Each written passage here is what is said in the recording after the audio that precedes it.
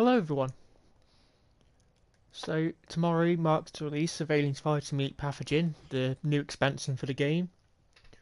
And so, as it's the day before, I'm just going to have a little bit of a run around with the goal of leveling up the remaining weapons, because I've already leveled up the class kits, they're all leveled up. So we're going to try and get all these remaining weapons to level 4, though I don't expect to do all of them tonight. Can't stream for very long. So the first class I was going to start with was Recon. Partly because that was the class I had when I logged in. CQW is probably what I'll focus on to begin with because I've only got 2 to level up fully. Fireball is the closest one to being full level, then we'll go to the Incinerator. This has only got like a little inch to go. There's quite a few rifles though to use. The pike is one I've very rarely touched. And then afterwards I think I'll go over to Demolisher. Depends, let's see. What the hand cannon's looking like. Because some of these weapons I've had leveled up before, but there was a problem earlier on in Fireteam Elite where all the weapons were made level 4 because there was a glitch. And so I believe restarted the game. I think it was so I could have all the guns back to level 1. That was quite a while ago during Season 1. I have heard the game apparently the game's a bit unstable at the moment. Some people have been experiencing crashes. So hopefully that won't be too bad today. So if I'm correct, I think we can use challenge cards for this. Yep. Now that we recovered Honecker, Colonel's ship sent a team to find Katanga's logs. The sentry guns protecting them just went dry. Get to the turrets. So we want something that's going to give us experience. I'll go Glassjaw.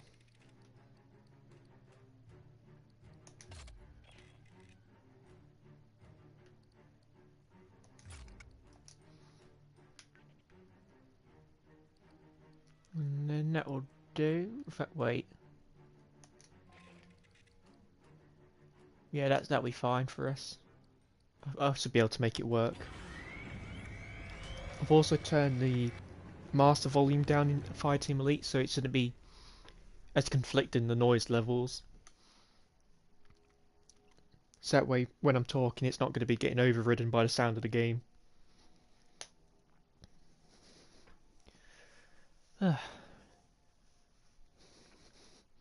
I'm quite looking forward to the new DLC because it's something I think the game's needed for a while now.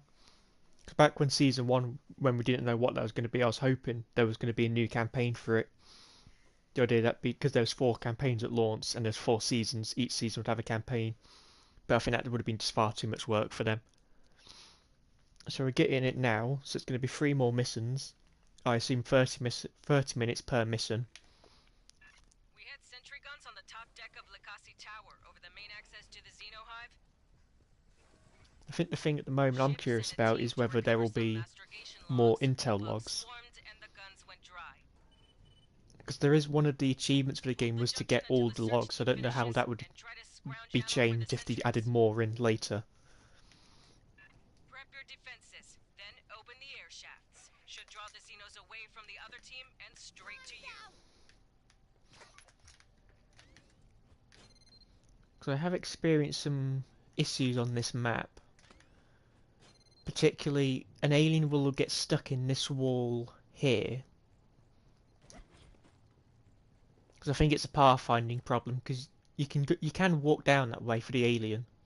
But they're supposed to jump down from here. But occasionally the pathfinding will glitch and it will just keep running down and get stuck in this wall. Thankfully, any explosive weapon will kill it, typically. The other problem you'll find is that occasionally the ammo pickup for these sentry guns will show up here, and you just can't pick that up. But you do get, like, additional ones spawning in if that happens. This is not too bad.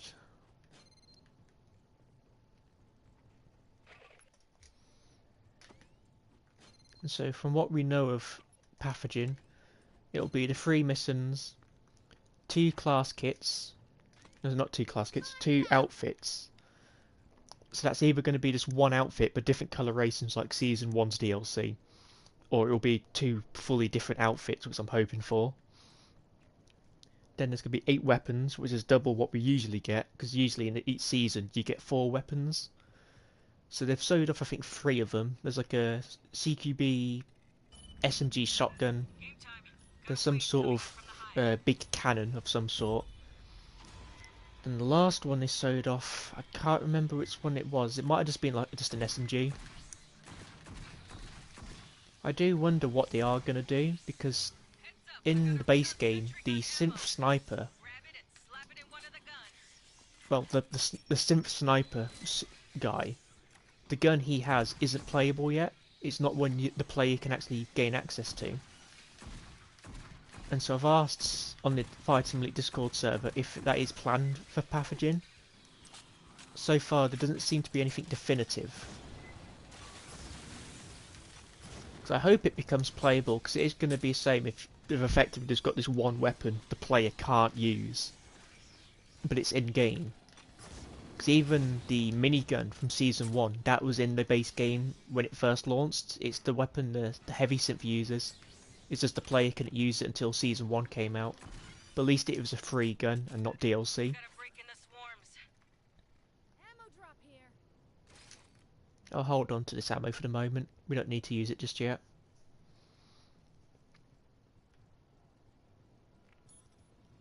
And beside that, we got I think new perks for the Pathogen, which I think they said they're core perks. That's going to be stuff I assume like changing how, like for instance on Gunner, you've got 2 core perks at the moment for the grenade, and I assume that's what it's going to be changing. So because at the moment it's either a fire grenade or a sticky grenade, and I assume these new perks are going to add like different modifiers.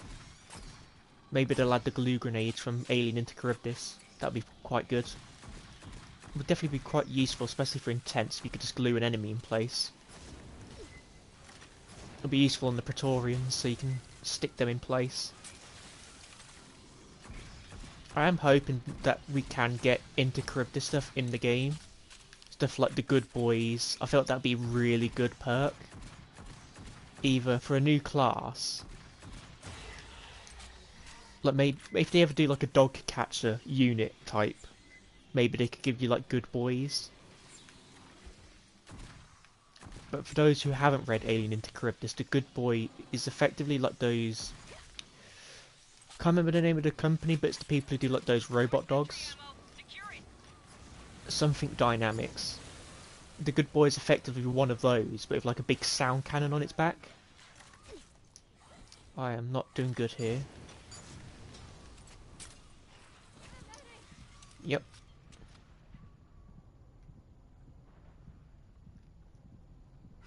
Maybe should have choose a different challenge card.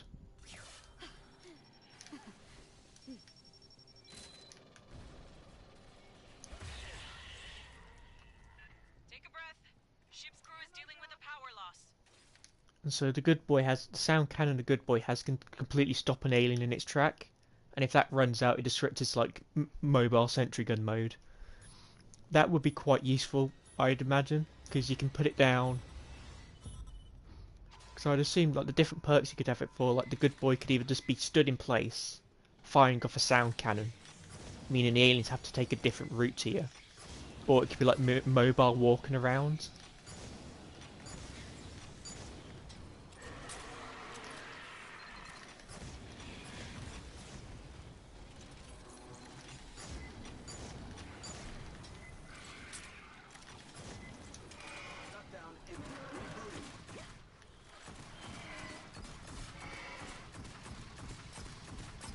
Yeah, thinking about it, this is probably not the best challenge card to be using solo. Yeah. It'll be fine on a campaign mission, but not on a mode like this. Alpha and Beta just aren't that great companions. Well, at least that rifle's max level now. The other thing I'd like to see from Into Charybdis is the prey armor, where it's effectively like this big, fully sealed suit of armor covered in armoured plates where if it gets damaged, the plate will eject. You have like these tiny little explosive bolts. Because that would be quite useful, especially because there's a lot of enemies in Fighting Elite which grapple you. So having armour which could eject it and force it away from you would be very useful, especially in single player, where you're not like with other players. But I'd assume something like that though, it would have to be a class, it wouldn't be like a perk necessarily. Though there is something in the game like it for Demolisher. You gain, what's it called? Let me check.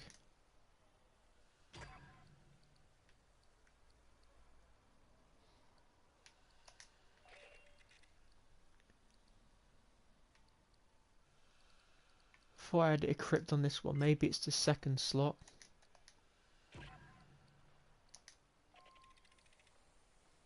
No, it's got hazard seals. There's a perk they had here, is reactive charges. Getting hit by melee attack triggers a concussive blast. I have a feeling that's possibly influenced by Intercharybdis, like the prey armor. It just sounds very similar. I'm going to change this out, and I think I'll use the Bombard instead. Because I haven't really touched this gun very much.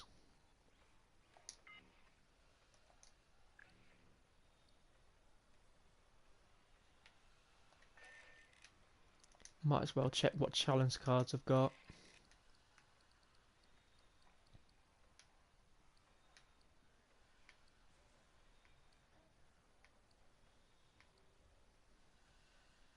That one gives experience, but not a lot.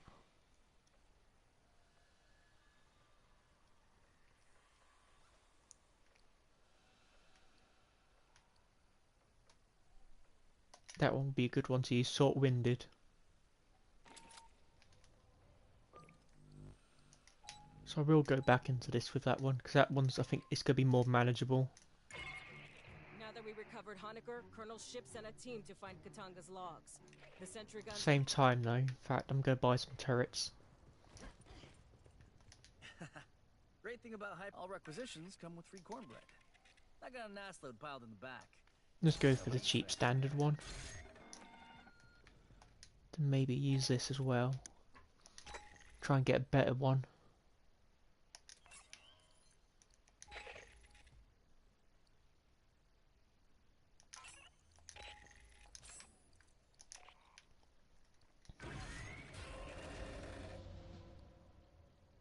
That's not bad. I wonder, can I get any purple ones?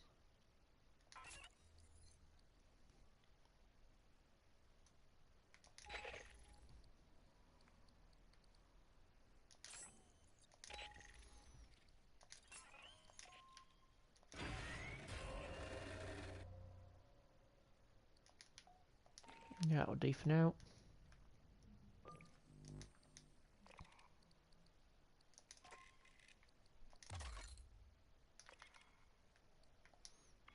And the electroshock is going to be useful just to stun some of those larger enemy types.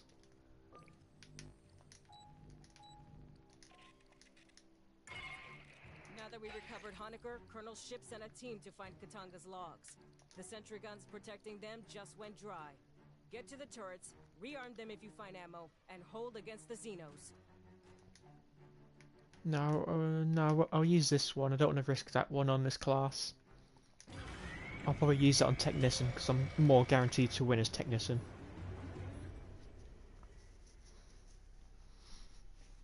And so the other thing we've got for tomorrow beside Pathogen is this one is free, which is the hardcore mode, which is effectively like a permadeath one. I guess it turns the game into a bit of a roguelike. It'll definitely help for just to add a bit more replayability just because they're extra challenge. I'm also interested to see what they're doing for these missions because they said the campaign missions for Pathogen are going to be a bit more varied. How varied that will be, I'm not sure. Because I hope it's not like a case of... Because they showed some sort of like door cutter, so I hope it's not a case of you just run to the door cutter, activate it, and then just hold against aliens. I think it'd be more interesting if they had it a case of you have this door cutter you need to use, but in order to use it you need to go find the battery, so you need to, whoever carries the battery, you need to defend them. besides just Ships and a walking up to team it and to holding recover down the some button. astrogation logs. The bugs swarmed and the guns went dry. Hold the junction until the search team finishes and try to scrounge ammo for the sentry. Prep your defenses, then open the air shafts. Should draw the Xenos away from the other team and straight to you. In fact, before I start, I do want to just show a little bit of detail in this room, just because I actually quite like it. For example, this is a pump station.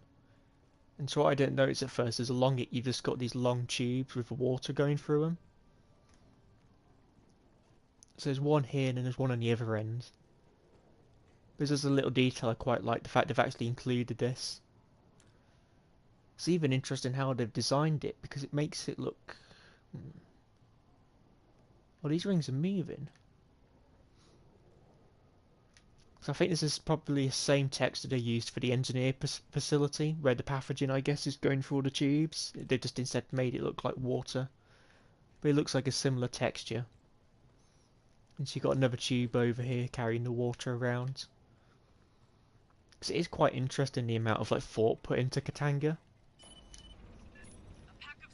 Because when you're talking to the shopkeeper, I think it's Sergeant Park, he talks about how with Katanga, when they send the water to one of the towers, they split it off into, I think, hydrogen and oxygen.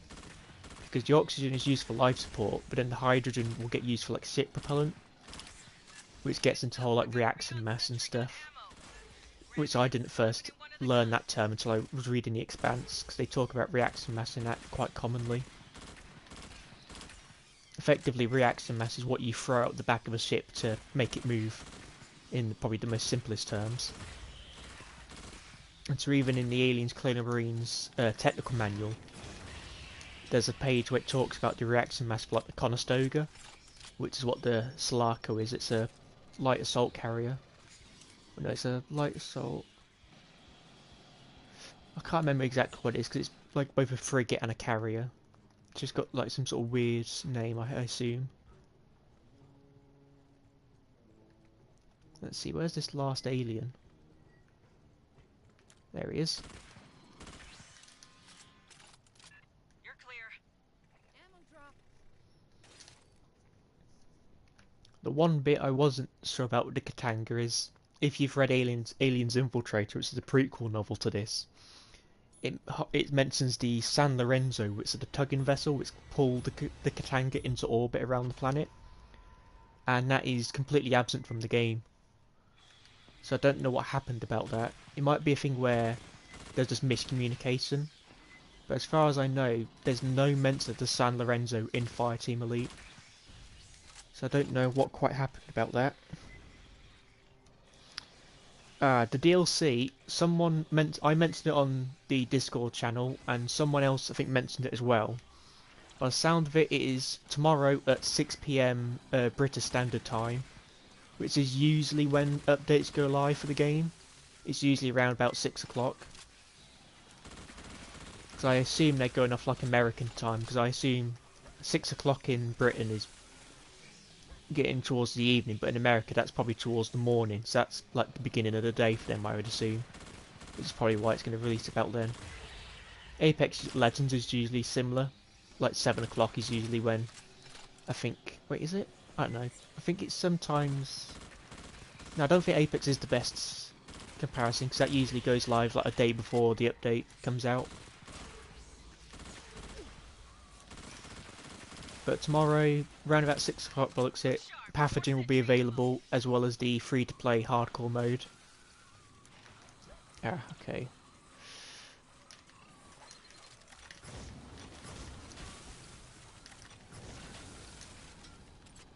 This gun definitely needs a lot of practice in using it. It's not as easy to use as a lot of the other ones. I still need to learn how the reticle works, because I don't think I've got the hang of it yet. But I am looking forward to see what's going to be happening. Because I think we've got a glimpse of the new DLC armor, potentially. Because in the latest trailer you can possibly see someone using a new helmet. Because it's not just 2 new outfits, there's going to be a bunch of different headgear as well. Oh, here we go.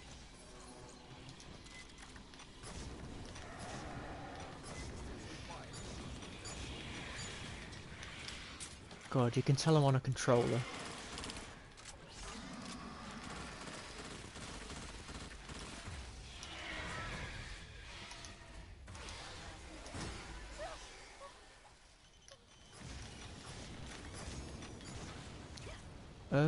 Are you okay there, Warrior? What are you doing?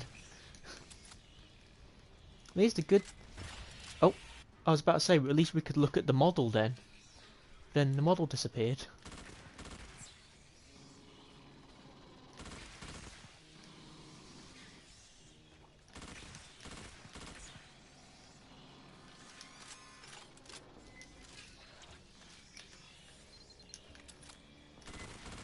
I need to try and get headshots when I've got this down, because that's how you recharge health.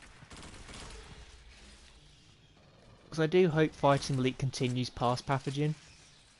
Because there hasn't been any announcement yet that they are definitely doing Season 2 of content. Well, not Season 2, Year 2 of content. I would like to see the game continue. Because it's got a good gameplay loop, and everything's there, it just needs more content. But also it needs more variety in that content. Because all the missions are very much structured, very similar. Because I think it was G-Man Lives. Because in his review he mentions how in all the end, usually the final mission of each campaign, you have like this big epic last stand. The problem is with how the game's structured, that's pretty much what you're doing for the entire time. It's just last stands. Like you go to an area, you activate something, and then it's like hold off against a wave of xenomorphs. And that's how the whole game is pretty much structured. There's not a lot of variety. Also, I need to remember I can actually use these. That's why I'm having such a rough time.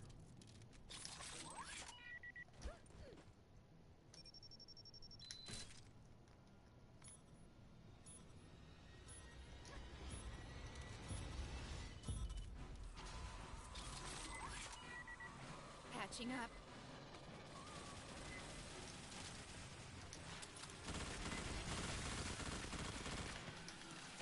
Try and get some headshots here if I can.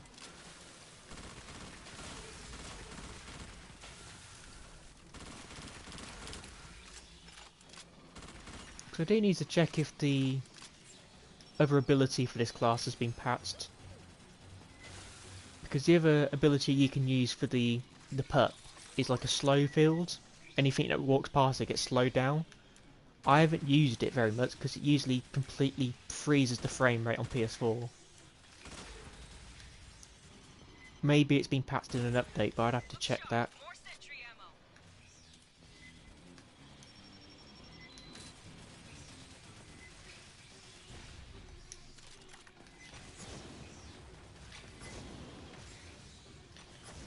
Good news is once we've leveled up this weapon, I don't need to use it for a while. It's very situational. Probably the best thing to use it on is spitters. Just because it can shoot past cover.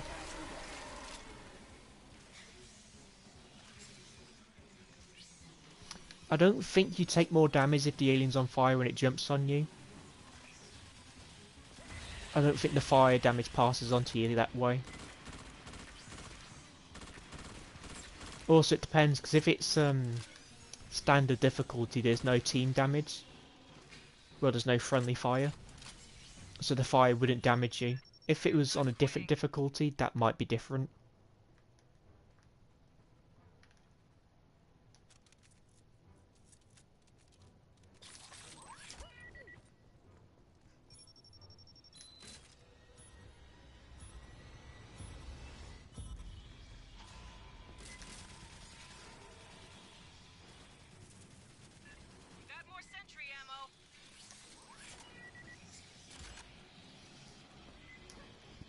Ooh, pardon me.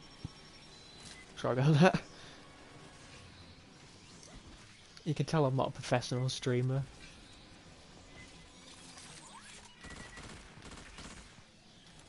And I've been thinking about what I am going to be doing about streaming though. Because back when I was little, I wanted to do YouTube professionally, but then like the apocalypse happened and it became quite apparent that it's going to be not easy making a job out of YouTube.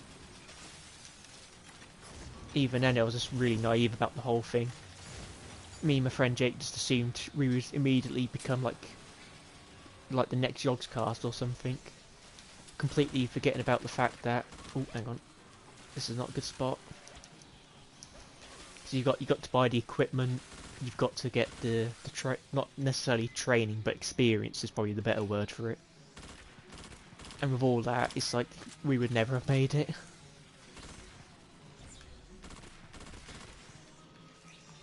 I would like to be a bit more active, but it depends. The thing I want to do the most of all is just doing like book reviews and stuff.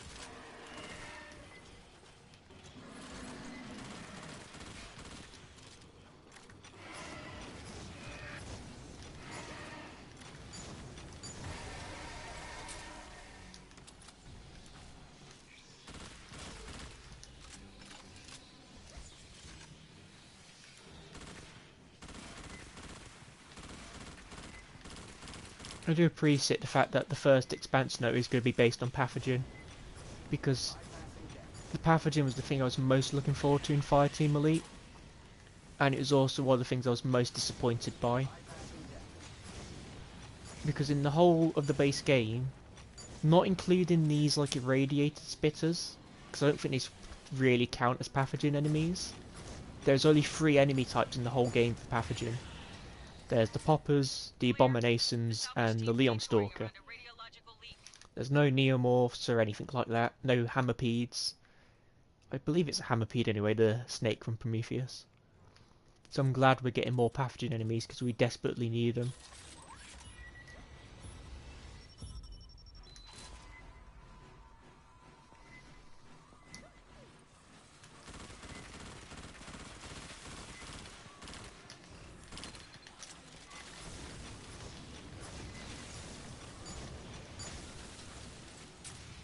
We have been seeing a bit of an uptake in the amount of Pathogen related content coming out. We've just had Aliens Inferno's Fall, which is all about the border bombings, so we've got a lot of Pathogen in that one. We're getting the new Pathogen expansion for Fireteam Elite, and then the RPG's been making quite good use of the Pathogen from what I've heard so far. Unfortunately, I've yet to actually play it.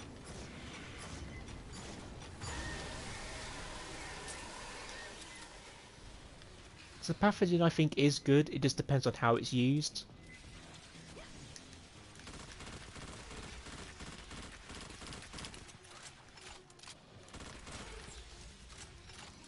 I need to be doing a better job looking after my health, I'm not doing a good job about that.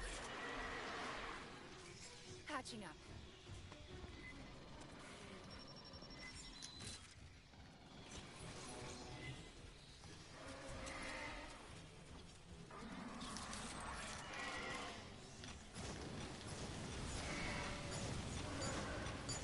At least one good thing about this weapon is it deals quite good damage against like the warriors and sets. Oh, where did you come from? Oh fuck. From what I've found so far playing this, the best way to get these guys is directly behind. Because I don't think they've got a weak spot there, but it just seems you do more damage from directly behind. That's the best spot to get them at. It's not easy to do it though with just the AI companions. It's easy to do it if you've got another player.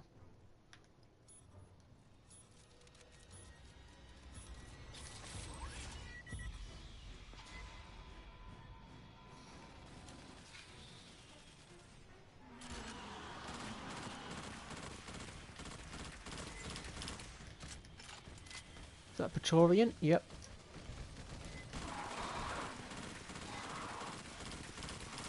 So originally I quite liked this design, but I think as I've been watching a bit of AVP Galaxy, I think I've come to the conclusion a bit more like Corporal Hicks as where I'm kind of prefer the 2010 design more. And that's the 2010 AVP game. I think that's my favourite preferred version of the Praetorian. It's also the base I used when I made some fan art of one of the characters from Alien into Charybdis. I won't mention what the character is for spoiler reasons, but if you've read the book, you'll probably know what character I'm referring to. Because originally I was going to use the Praetorian from this game, but then I looked at the 2010 one and thought that was really much better fit.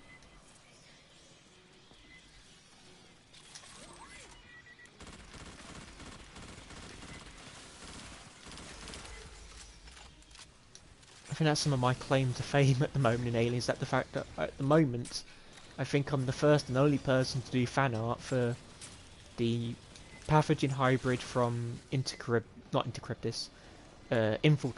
and the character from Into Charybdis. So I just really wanted to do the Into Charybdis character because they were such a fascinating concept within that book. Then Infiltrator, I wanted to draw the hybrid because it is very similar to the alien I've got in my book I'm currently writing at the moment. It wasn't necessarily designed, but there's some aspects of it which reminded me of the Cerberus design I've come up with. And so it was really nice because, in a way, it's kind of like seeing the design already realised, like getting an idea of like how it would work. Because there's only one design influence which is sort of the same between the two of them. But it was still nice to get an idea, seeing like one of these creatures or it's already been written, and get an idea of like how it could look. That was quite a fun design to do. I would like to attempt it at some point because I wasn't fully happy with how it ended up. Primarily the face, I think. I want to do a better job at drawing the face.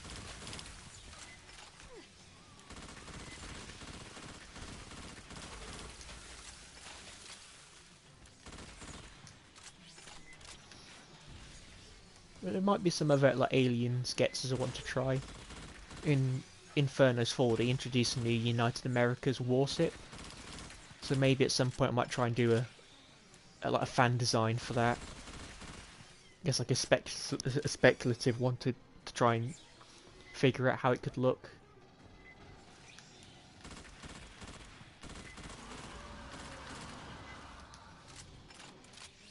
Because one thing the Alien series does really well is the ship designs. They are some of the best you can find in sci-fi.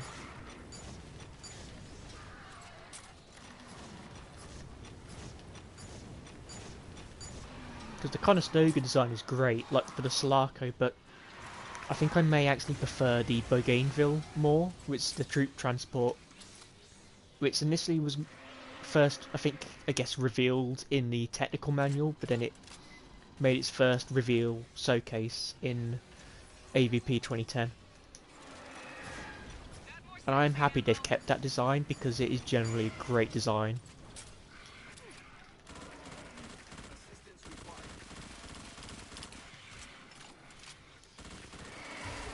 I would like to see the Bougainville appear more. It did make an appearance in Colony War, but there are a few things about it which didn't sit quite right. Part of it, I think, is that I'm pretty certain Barnett wrote it as it appears in the RPG, or the person, like I guess like the lore expert. I don't know what the best way to describe it would be. But whoever was like the person, be like, okay, here's all the lore, here's how stuff is. They might have just been using the RPG for like the reference material, and in this one aspect, the RPG isn't great. Just down to the fact that it's a game and it has to be balanced as such. So I don't think the Bougainville in the RPG is quite I don't think it's necessarily canon. Though canon again is probably not the best word for it. I guess example being in the RPG, the Bougainville, they don't reference the particle beam weapon, despite the fact the artist illustration seemingly clearly has one. And you have like the Conestogas meant as having a single heavy railgun, despite the artist rendition having two like medium ones. And that's because it has to be balanced as a game. Because the Bougainville is tiny in comparison to a Conestoga. The Conestoga is 700 meters, the Bougainville is like 300. And so in the context of like an RPG, if you've got like a really small, fast ship, which can just like deactivate yours, that wouldn't be particularly balanced. Because the idea for the particle beam weapon is it just deactivates stuff. It's like an EMP.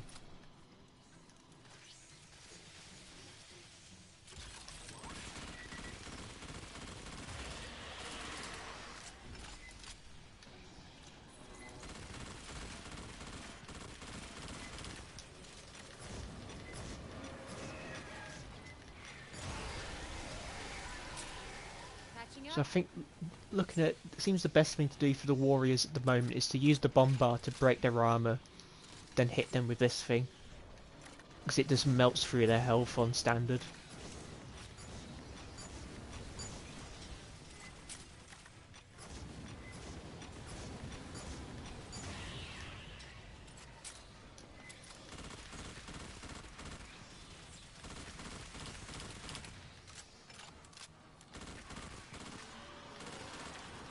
Oh, we've got another Praetorian coming in.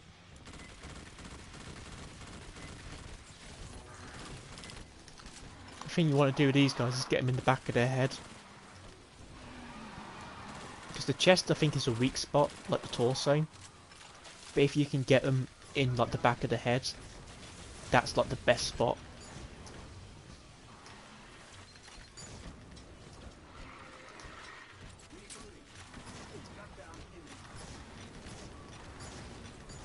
Oh heck, oh heck. Shit. Okay.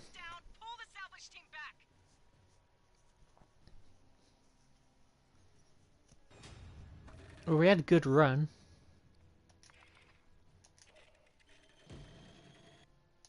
It's especially good that I didn't use that purple card, because that would have been a waste.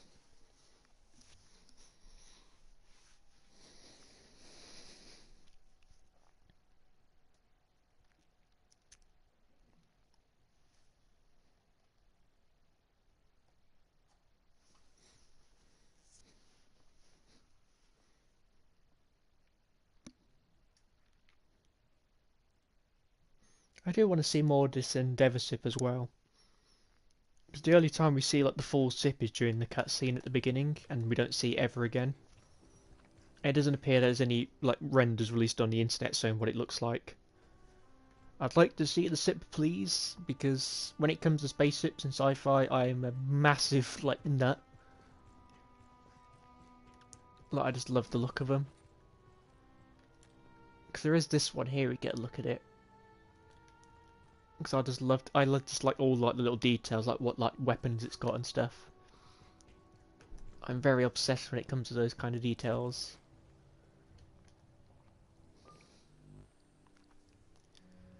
Okay, I think I might try just a campaign mission. Because I've played enough Horde mode and point defense is literally impossible offline. I've never been able to beat it offline.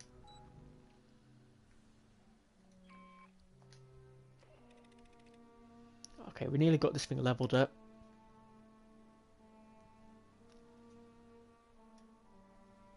And after I've done, I might switch over to Lancer for a bit.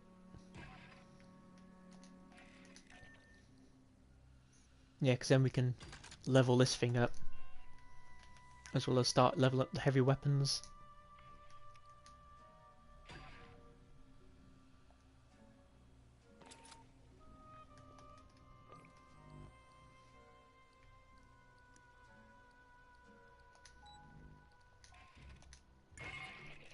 I think I've got a challenge card for getting through this without anybody dying.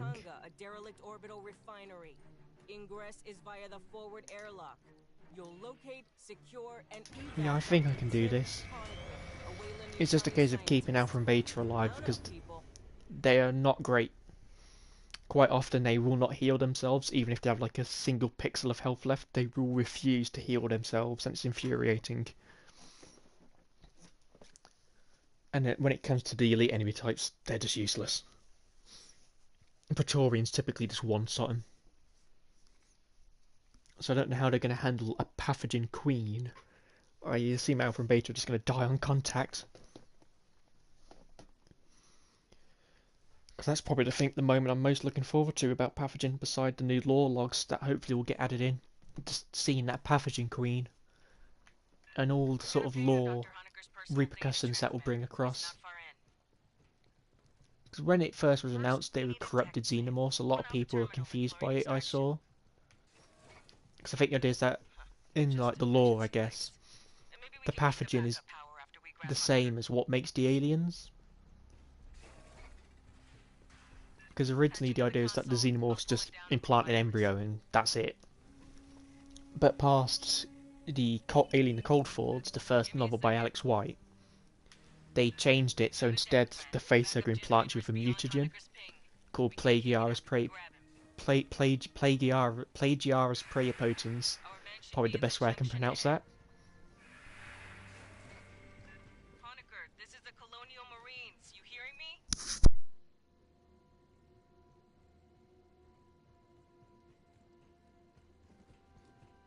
Acid damage. Not encouraging. Continue your sweep.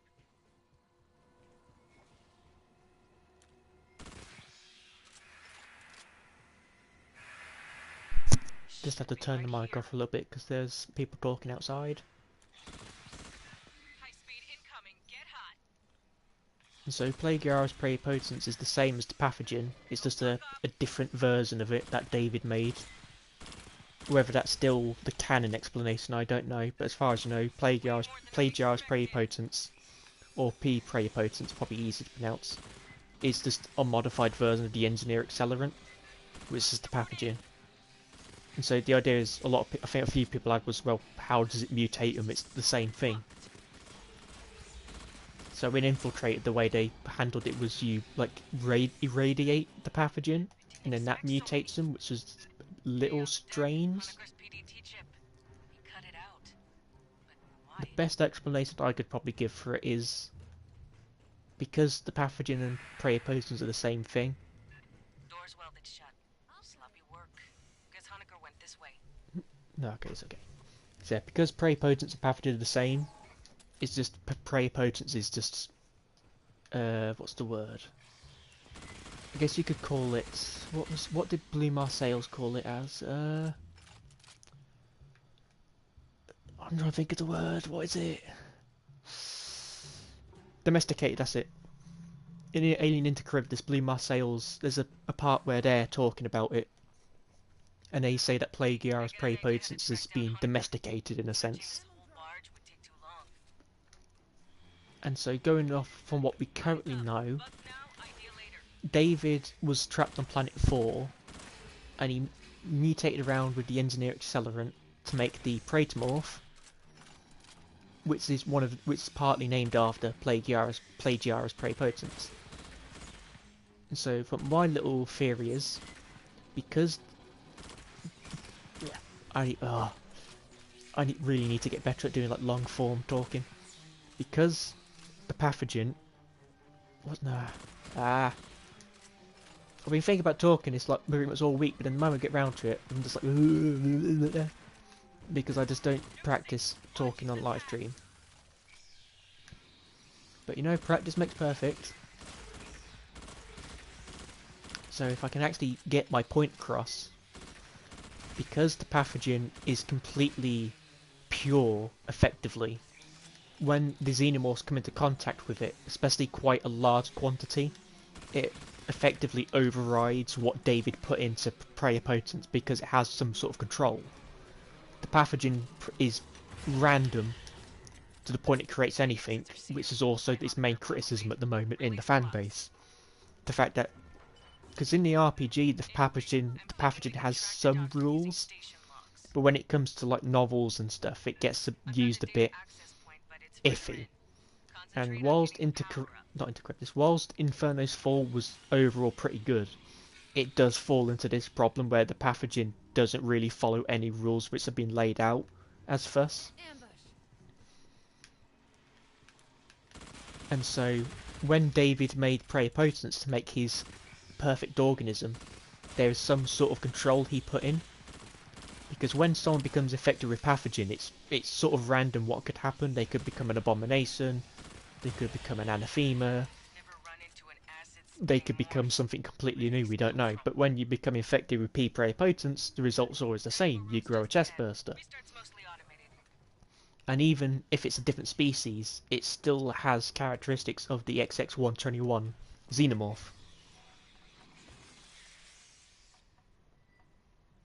So yeah, Slang, the Pathogen expansion is dropping tomorrow by looks at about 6 PM British Standard Time, according to the Discord channel.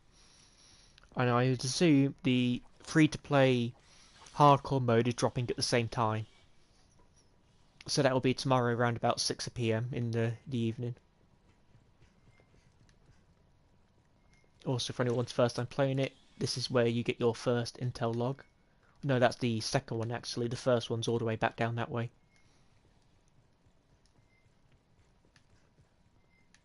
Alpha and Beta, you know you're supposed to kill those things. Spinning this up is gonna make noise, vibration, heat, whatever bugs key off, they'll catch it. I can afford to waste one of these. And so getting back to the original point, even if a xenomorph comes out of a different host, it still has main characteristics of a xenomorph. It still has like the head shape. The only thing really that changes is the body shape. Because the original Kenner toy line for the DNA reflex was very just out there. Because we've got one of them in one of the Kenner toys in Oxfam at the moment, the bull alien, and it has like these massive bull horns growing out of its head. And so very unlikely, or I'll say it's very unlikely, if a xenomorph was to come out of a bull, it wouldn't have the horns, or if it did, they wouldn't just look like bull horns. It would look something different. One of the things I was thinking about recently was like the idea of like a bear xenomorph, like a xenomorph which come out like a grizzly bear. It's very unlikely that it would have, say, like fur like a bear, because the dog alien didn't have fur. I assume it's most likely just going to be really big, maybe a bit lanky-ish, sort of, probably like an extended torso.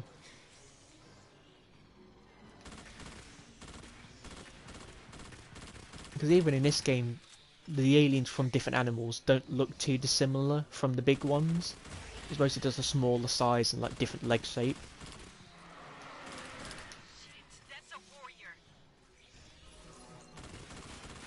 And so I guess to round out the point, Plagiaris Prepotence has been domesticated to the point where it creates like the alien every single time it's infected with something. Well, whenever someone's infected with it, you always get the alien. And so because it's come into contact with the pathogen, I believe it's removed everything David's put into it, or at least weakened it. Because they're still aliens in Pathogen. They make hives, they have a queen. There's still xenomorph DNA in there. But I think because it's come into contact with the pathogen, which is the pure, unaltered form of Prepotence, it's caused the aliens to revert. And I think that's going to be the explanation to it. Whether people like that as an explanation, I don't know. Because I did see people just being a bit confused how an alien could be infected with pathogen. But I think it's just going to be a case of it's just reverting it because it's unaltered DNA, effectively. But I'm hoping for intel logs, because that should answer it. I'm hoping for at least one intel log on the pathogen queen, then one intel log on the neomorph xenomorph hybrids, and then maybe another log on the engineers, because we are going to see dead ones. And then the other thing to watch is going to be the story, like what are they going to be setting up? Because we know at some point Weyland-Yutani and WhiteAbaddon are going to be showing up. Because that's what they set up at the end of the base game. Weyland-Yutani is going to come, they're going to bring dog catcher units. WhiteAbaddon are going to come on behalf of the UPP. So reading the RPG, if WhiteAbaddon do become an enemy faction in this, there is a chance we could get a Berserker boss fight. Which would be really fucking cool. Because the Berserkers are one of my favourite parts of like the old Alien EU. And I'm glad they've kept that for the new one. Because two of the best Alien books from the old lineup involve the Berserker. It's Aliens Tribes and Alien Berserker. Both brilliant books. Really would recommend both of them.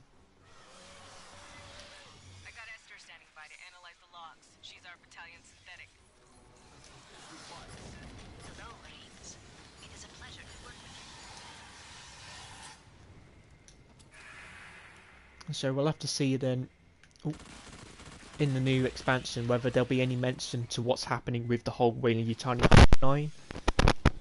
So I don't expect them to show up, but maybe at the end there'll be some mention. Because the other one everyone's waiting for is Parla Station. The access point is to the right. Through the door. I know Ridgetop from AVP Galaxy's been talking about Parla Station. Because it was mentioned in the teaser picture for Pathogen, like the DLC. So either what will happen is one of the locations in this new DLC could be Parla Station. We could be visiting it in the DLC. But we don't know, because so far all we've seen is a Pathogen Xenomorph hybrid hive, where you fight the Pathogen Queen, and then some more engineer ruins, but like the temple, not the facility. So it could be we do go to Parla Station, or what might be more likely is this is before Parla Station. That will be season 2. Because I'm fully expecting it'll be a case of we're not going to Parla Station in this DLC, but that will be like DLC 2, because they are setting it up as like a big deal. Because we keep hearing in the characters from that Parla Station is completely infested with aliens. That they've never seen a queen. We've now got a Pathogen queen. So I don't think they'd wait Parla Station for the Pathogen expansion. I think they're going to keep it. And it's a case of there are just multiple queens on the planet. Which is seriously problematic for our characters. Because when you have multiple queens, you might end up getting an Empress. Because originally you had like the Empress, well, I don't think the Empress. Before her, you had the Mother, which is from the old Bantam books and the Dark Horse comics. The Empress came along, I think, for AVP, possibly. I don't know where the Empress originates from. But in the current lore, by looks at it, the idea for the Mother has been scrapped, in a sense, and they've just been replaced it with an Empress. The idea being if you have multiple queens on a planet, eventually an Empress will show up and Siri controls the queens to stop them infighting. Without the Empress, you get a situation like Aliens Genocide, where you get 2 different castes of Xenomorphs fighting one another. And that is going to be definitely something that'd be cool for Fireteam Elite. If they do have multiple queens and multiple different hives. To the point where you have like the black Xenomorphs, which are the standard ones, but then like the red ones from Genocide. So I think that is in the lore now. I think they have canonised that, so you have like black, red, I think even green aliens. Because in the RPG there's one planet, I don't know the name of it, because it's a similar thing all alien planets are, where it's like 2 letters and a bunch of numbers. But this planet is the only confirmed hive world in the series as first. So it's completely swarmed with aliens. There's multiple hives, multiple queens. I think there's multiple different castes, and then you've got like the one single Empress who's like guarding it. Hear that? We don't find this guy alive, I'm gonna kill him.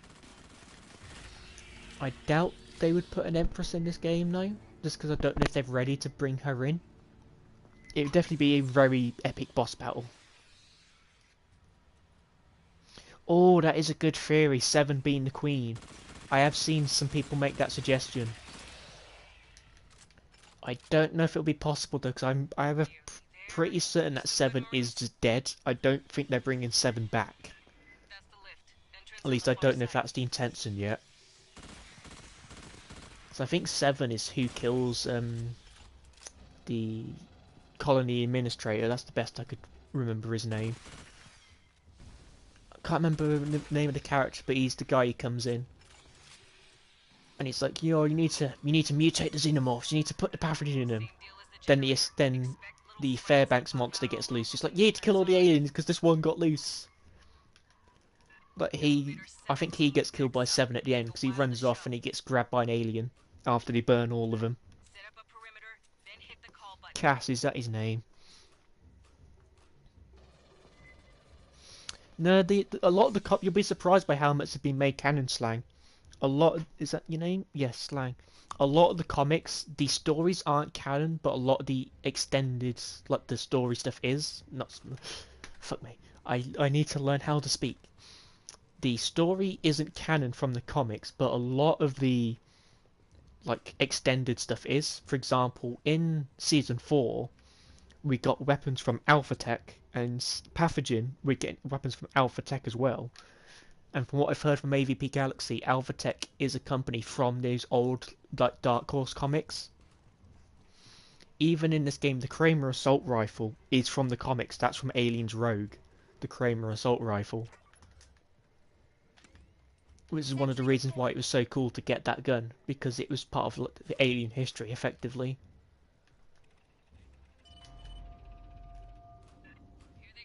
Even the Mox unit, the Berserker, which is in the RPG and is canon, that's from the comics, Alien Frenzy, which is what got novelized as Alien Berserker.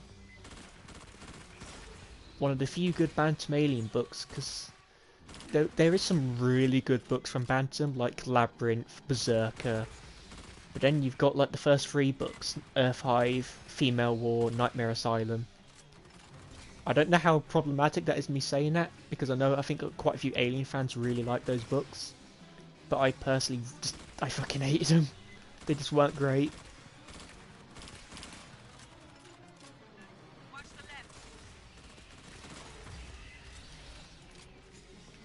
At least one of the good sides of reading Steve Perry's Alien books is it got me to appreciate the Cold Fords a lot more. I think when I first read Cold Fords, I was a little put off by some of like the sex stuff in it. I was a bit like, oh, I don't know how I feel about this. It's a bit weird. But then I read the Steve Perry books. Oh wow, Cold Fords is completely fine in comparison. There is stuff in those Steve Perry books you do not want to know. It's extremely graphic in its detail, and it's very uncomfortable to read. I remember General Lotz in his review for Nightmare Asylum. He's talking about it, and it's like, oh, I didn't want to know this. It's like, it can't be that bad. You read it's like, holy fuck, it is that bad. It is really bad. And I've had a little look in the first AVP book, Prey. Not comparison in the new Prey film. And even then, there's a lot of Steve Perry stuff in that. And it's stuff where I don't particularly want to be reading it. Because effectively, there is a part in the very first Aliens vs Predator book where it is talking about predator penises. And when I first saw that line, I was confused. It's like, I'm sorry, what? Why? Oh, the warrior's shown up. And it's just such a weird line to read. But then again, the Steve Perry Alien books were just full of like graphic sex, and it's just unpleasant. Oh yeah, I hated that too. So in the Bantam Alien books, the first trilogy, they shoehorn in like this love relationship between Hicks and Newt. Of course, in the books, it's not Hicks and Newt, it's Wilkes and Billy. But you need to remember, it was originally envisioned to be Hicks and Newt. Even with the name change after Alien 3, they're still Hicks and Newts. And it's really disturbing the fact they put them together. Because I thought it started and ended in book 2, but apparently it's in book 3 as well, and I just completely blanked that. I didn't recognise it in that book. Female War was probably the best out of the first 3, but it still wasn't great. The main problems I have with the Steve Perry books are making the aliens to be like as intelligent as a dog. That was just stupid. I just don't agree with that in any sense. The aliens are much more intelligent than just like a domesticated house pet. And then for some reason there's a complete like disregard for like alien material in those first 3 books, into the sense that there's no pulse rifles, there's no smart guns, everyone's just using carbines. And even then, when you see like Earth and stuff, it doesn't feel like Alien. It just feels like here's a generic, like 80s, 90s sci-fi book with xenomorphs in it. It's why I didn't really like it until Rogue, because it's like, wow, this feels like Alien.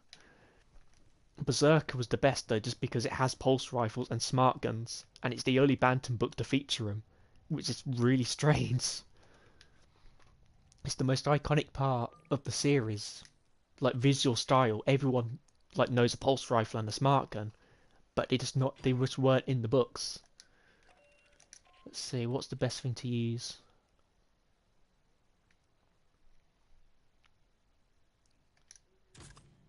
I haven't used the microburst for a while, so I'll stick with that.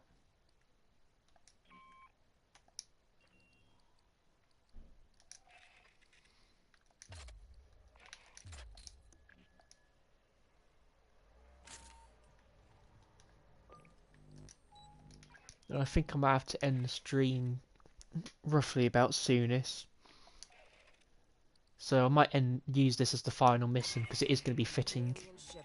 That's the source of the gravity distortions. We don't know yet what Cynthia's trying to do with it. Who knows what's on that thing or what it can do. Get aboard, shut it down by any means necessary.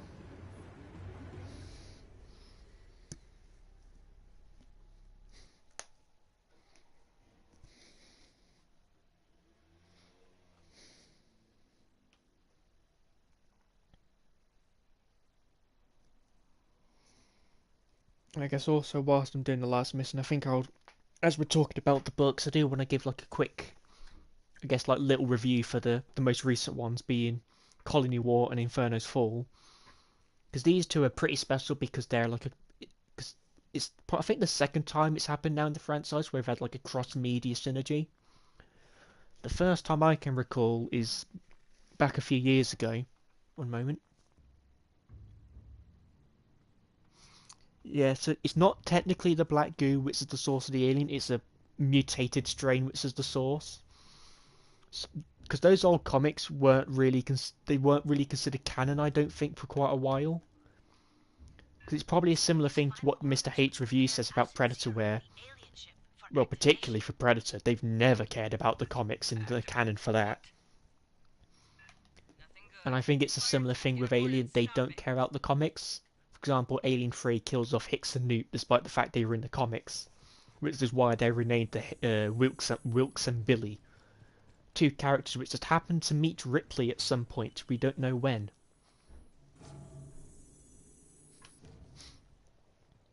Pathogen jars. They dangerous? Only if opened. We couldn't dent the casing. Incoming! What is that? They're albino head crabs. What the fuck were those? I guess pathogen mutations of some native life form.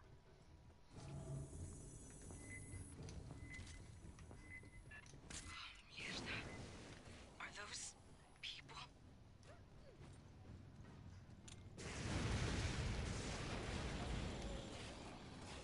Because even here they could have used a bit more enemy variety. Because there's different stages of an abomination, so they could have made out some variety. Somebody you knew. Like in this room, for example, you've got people who are like stage 1, where it's not very evident that they've changed. Then later on in the level you get to stage 2, which is sort of how Firefield looks in the theatrical cut of Prometheus. And then after that, you could, near towards the end of the level, you get the stage 3 abomination, which is the deleted scene from Prometheus. Which is also in the original trailer. Because in the theatrical cut, Firefield just looks like a zombie. But in the Blu-ray extended scene, he's almost more like a xenomorph. Like his head is beginning to extend backwards into like a dome head. His eyes have started to like disappear almost, and his limbs are much longer. He also kind of sounds like a monkey at times when he's like screaming and stuff. But the design for the original design was, in my opinion, superior to the theatrical cut. So I still do like it in the sense that in this case it's like an earlier version of like the mutation. So I think that's what they've done for the RPG lore. The theatrical version of Firefield is like the stage 2, and then the deleted version is what the stage 3 looks like. Because I do stand by the fact that Alien right now is one of the best held well, I guess it's like the best franchise in terms of lore and how it's been continued. Yeah, the deleted scene was much better. For example, you've got Predator, where they just ignore the comics and the extended universe. Clear. You've got Star Wars, where they retconned half the extended universe and rewrote it. And then Alien, they've had all these comics over the years, but instead of just retconning it for the RPG and said, fuck it, all of it's retconned, we're starting from scratch, they've brought back as much stuff as they can. So the best example of that is the Free World Empire. Originally, I assumed they were just completely new for the RPG. Turns out that's not the case. The Free World Empire date back all the way to 1978 when they first made the concept for Alien. There's some concept art you can find from, I think it's Ron Cobb, who did all the symbols on the doors. And he made the patches for the United Americas and the Free World Empire. The United America flag wasn't used in the film, but the Free World Empire flag is in the film. You can see in Alien. It's on Jonesy's cat carrier. So technically the Free World Empire do show up in the films. It's just they only appeared as like a little flag, and that was it.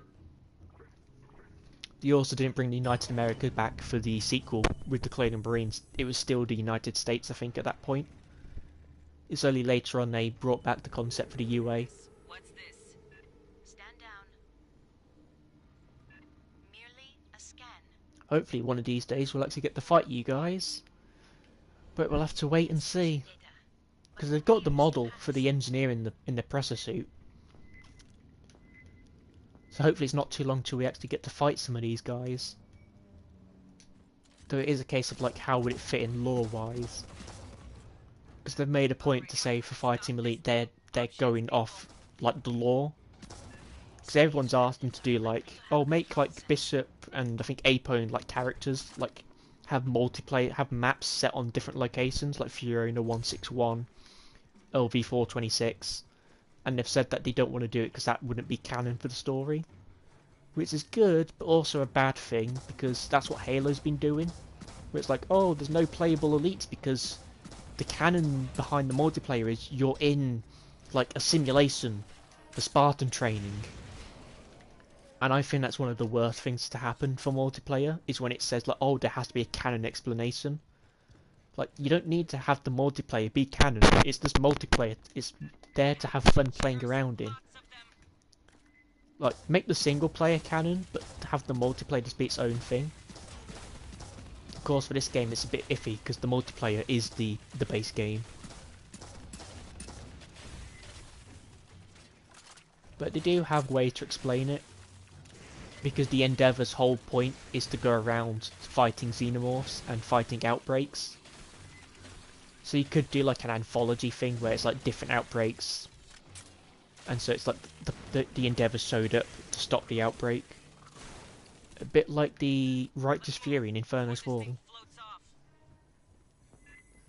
Try not to break anything, please.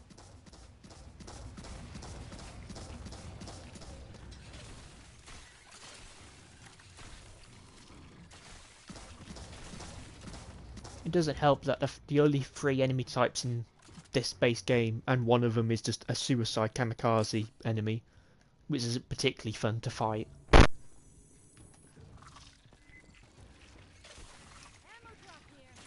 Because I know it may not have made sense for them to put a neomorph here, just because in order to get a neomorph you need the spore to interact with plant life.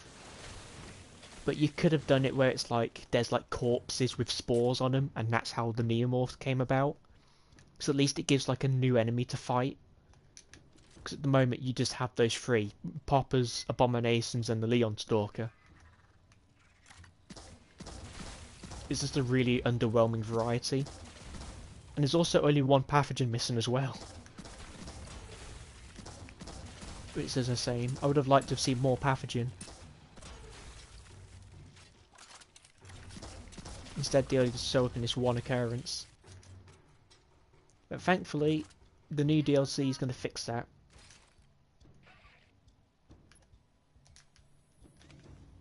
Sentry deployed. deployed. Guess the mutants don't like synths. Patching up. More pathogen.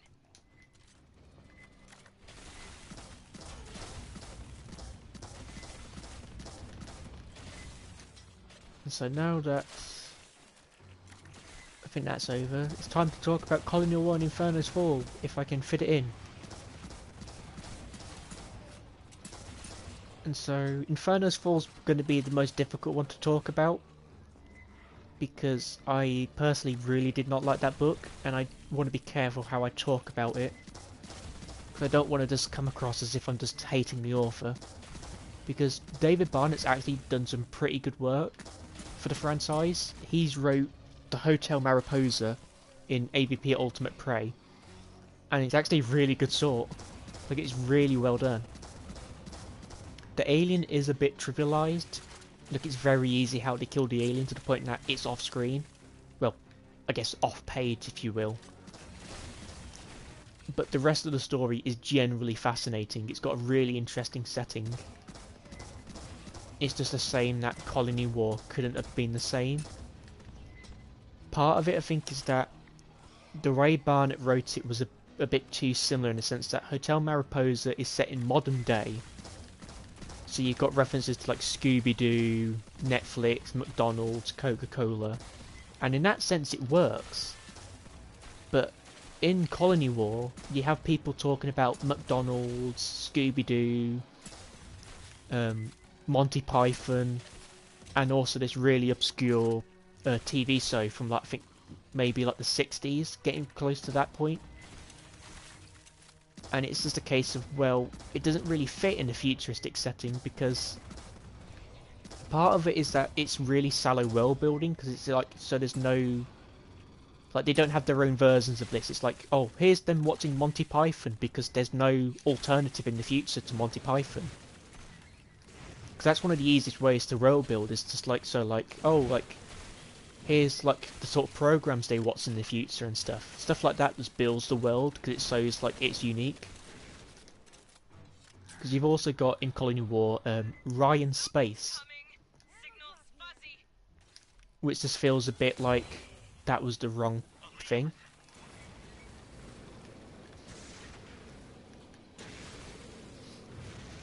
The idea being that Ryan Space is Ryan Air, but because they put space in the front, at the back, it now sounds futuristic.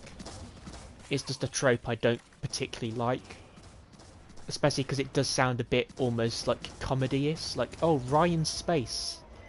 Personally, that's what I would expect to see in like Airplane 2, where they go to like the moon. Like, oh, this is the Ryan Space shuttle. The Leon Stalker. That was native life. Big cat with chameleon abilities. The other problem with in Colony War is like the comedy stuff. Because I've seen people call it like parody, and so I would say it's a parody which comes at the expense of the franchise. Because some of the stuff Colony War has, we've seen in others like sci-fi books, but the way Colony War handles it, I personally don't think fits. Because Colony War is the follow-up to Into Charybdis by Alex White. Jesus. And if you've read Into Charybdis, you know it's got a very dark tone. And in Colony War, it just completely takes a 180. So an example being in Colony... No, it's going to be hard to remember these titles. Into Charybdis, you have a main character who's killed by ricochet. Like, he doesn't even get hit by the bullet directly, it just bounces off something and hits him, and it's enough to mortally wound him, and he bleeds out as a result. But in Colony War, there's a scene where the characters are running across an open airfield, and they're just completely unharmed. None of these New Albion soldiers can hit them, and stuff like that just kind of takes you out to, like, so these trained soldiers can't hit two running people in an open air. And there's like stuff where Davis, the android, has been put into the body of a dog, and that could work because there is some interesting stuff coming out. because Davis wants to be more human, which is a similar plot point to what I'm doing in the book I'm writing at the moment. And so it is an interesting concept, like following this synthetic who wants to be more human, but the dog kind of made it a bit too comedy-ish. Like it just added to that parody effect the book had going on. Because there is definitely, I'd say, a good story buried in Colony War. It had a lot of potential, and the core story can work. It's just the execution was really not great,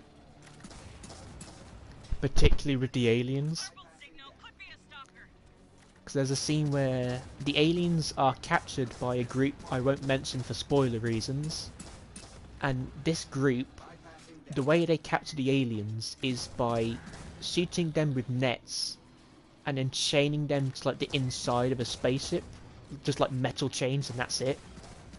No cages, none of those special glass cages from Inter Charybdis.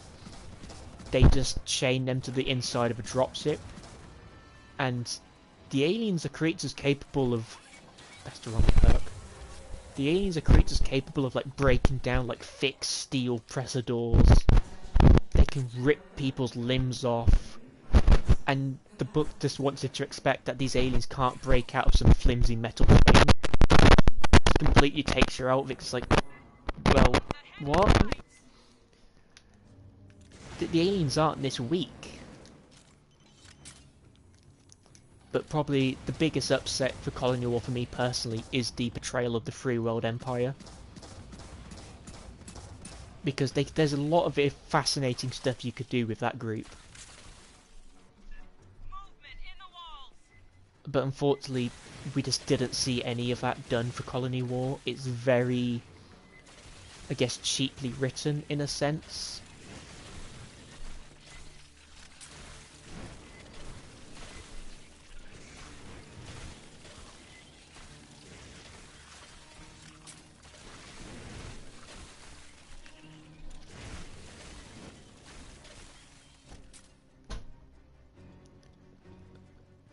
Because I guess the best way to describe it is like I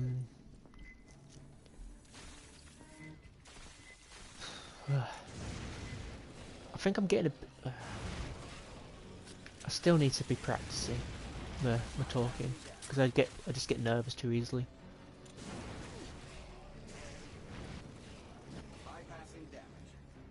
Okay, I think I've got my train of thought again. And so, because the Free World Empire, for those who don't know, it's this sort of conglomeration of nations. Originally it is the United Kingdom and Japan, but then you had like other groups like I think Fiji, Papua New Guinea, they joined up.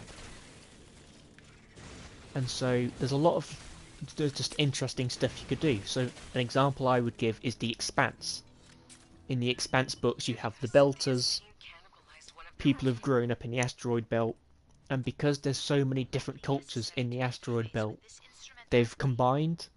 So in the Expanse, the Belters, they don't speak like any, I guess, one language. They speak a Creole, which is all the different languages that they would have gone there with. It's like any like French, German, Spanish, Mexican, any of that. It's all like blended together into one single language called a Creole. And I think a lot of their cultures and stuff are like sort of a mixture of all the different ones. And you could do something like that with the Free World Empire. Like perhaps they have, like in Firefly, you've got a universal language, which I think is, I think it might be Mandarin. So you could have the Free World Empire using like a universal language, like a Creole or something. You could show how the cultures have adapted. Like how is this tight union between the United Kingdom, Japan, and all these different nations, how has that affected everything? Like, what is culture like? What is the food like? But we don't get any of that. Instead, we focus on this one colony who is inhabited by, I guess you could call it Zealotrous. What would it be the best way to call New Albion? I guess like overtly Zealotrous, colonial British bastards. They effectively, New Albion, they want to recreate the British Empire in space. They're going to succeed from the Free World Empire, and they're calling for the rest of the United Kingdom, particularly Great Britain, to leave the Free World Empire purely based on the fact that they don't make alliances, they conquer. And in something like The Expanse, they have a similar case where there's like a colony full of like the gun nuts from America, the people who are crazy about just like, oh, everyone needs a gun. Like the children have guns. Like the old people, they've got guns. Like it was very sort of obvious commentary, I guess you could call it. I was fine with it, but I think I did see some people criticising it because it was just a really like cheaply done thing. Like it's very obvious, like, oh, this is talking about the people in America. I guess like the NRA, that sort of. I think it's the NRA, the people who are in charge of like the guns who will stop gun reform getting put through. And so, the reason it works in The Expanse is because that planet isn't taken seriously. No one's like, oh yeah, these people, they've got the right idea. We need to go crazy about having guns for everyone. Instead, everyone looks like these people are fucking idiots. And that's what New Albion would have been like realistically. People would look at it and go, these people are stupid, what are they doing? But people treat it seriously. To the point that vast amounts, apparently, of the Free World Empire's Royal Marine Commandos and the Imperial Navy are going to leave for New Albion. Despite the fact that New Albion's not finished, they haven't established a colony, the Royal Marine Commandos are just going to leave, and their explanation is, well, we want a fight. We don't get a fight, we don't fight in any wars, people keep joking about us, and we want to fight. But it's like, but if you stayed with the Free World Empire, you would just fight New Albion anyway, so you would get a fight. It just felt like a really shallow explanation. And it just felt a bit off. It's like, so the book wants us to believe, like, literally the entirety almost of the Free World Empire's fighting force will just leave this established empire for just such a pointless reason. Is this something we can mess with? It also doesn't really stick to the lore, because in the lore, the Free World Empire has the best technology in the Middle Heavens. But in Colony War, they're just using, like, United America's cast-offs.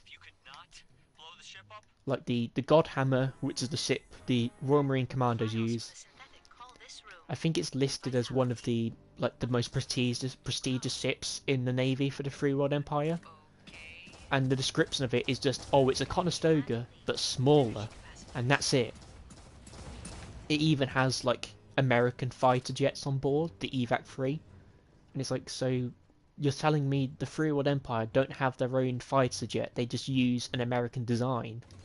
Despite the fact that the Free World Empire would have something far more advanced, because that's literally their whole point for existing in the lore, is they have the best technology. Yep. I can't remember the name of that character, but he definitely did that. Effectively, he sees the Queen and immediately is like, my god, I will do your bidding, I will kill my friends for this Queen. Because there's no setup for that, he just does it. He's just immediately like, yep, I'm now a religious worshipper of the aliens. I will kill my friends, or at least attempt to.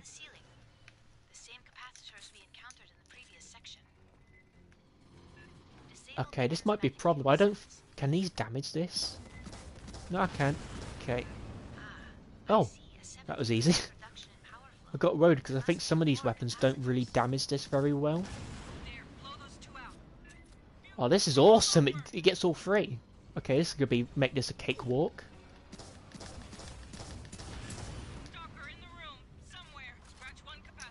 So I think yeah, I'm thinking of the RPG. If you suit that with an RPG, it just does not do anything. Where are you? Come back. Come back and fight.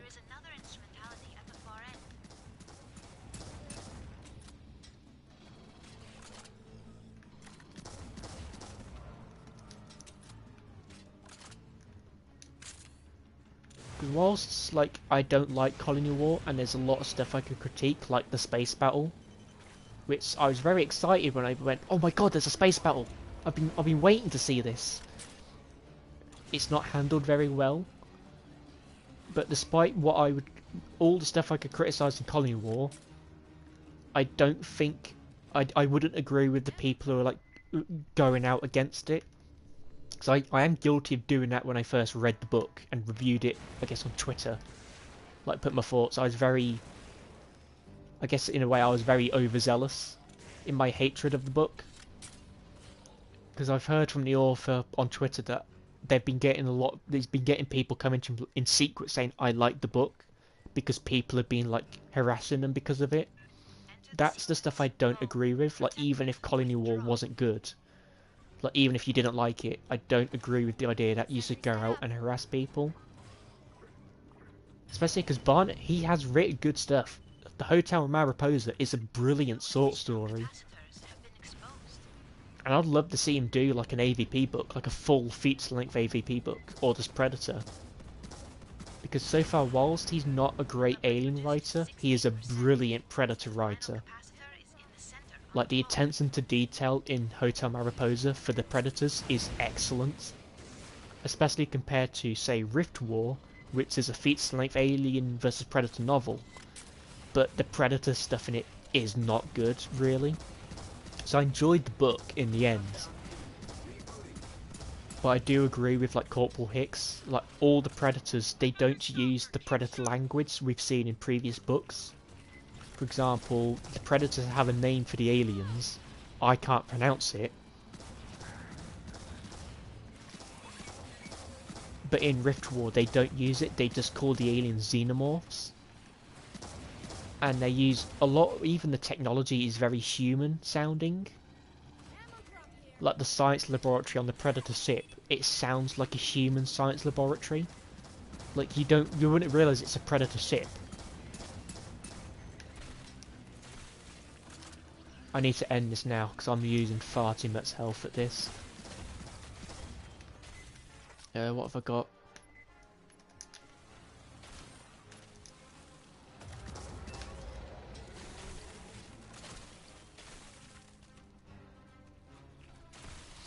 Yeah, so we've seen from the trailer for Pathogen some engineers who have been, I think it's calcified, where they're frozen solid.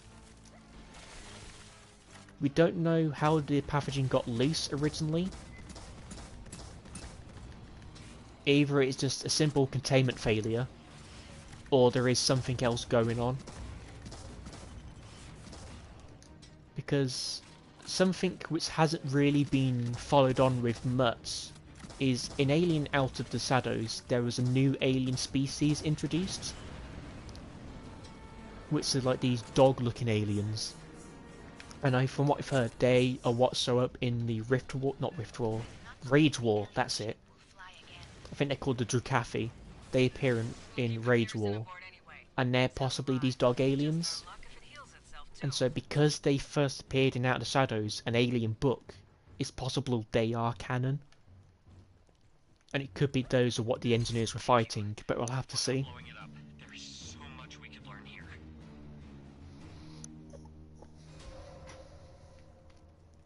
I think the thing I'm most excited for though is going to be that Pathogen Queen.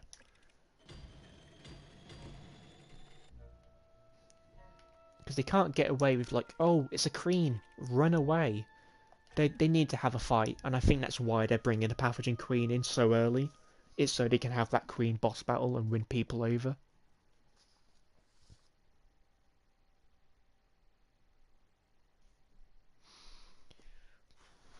Yeah, if it has someone released a Pathogen, it might be this Drukafi from Out of the Shadows. But it all depends, because they're really the only other force I could think of who could do it, because is it 895? Yeah. 895 has been around for a long, long time. Before humans were around. And so it could be the Drukafi are responsible, or some other faction. From what I've heard,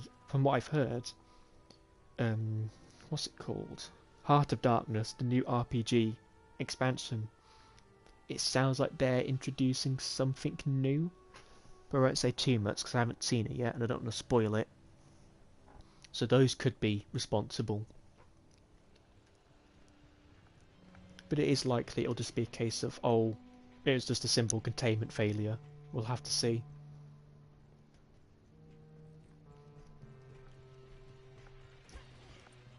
But I'm going to have to leave the stream here for today. I was going to do it a bit earlier on, but I had other stuff to do. So the microburst is nearly fully leveled up. And then hopefully 6 o'clock tonight, not tonight, 6 o'clock tomorrow, Pathogen will be available. So I'm very much looking forward. I'm hoping at least for some more variety in the missions, just to make them a bit more interesting.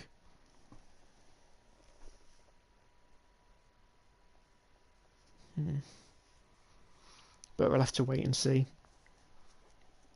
Hopefully they are going to do something with the engineers. Like they're going to set something up.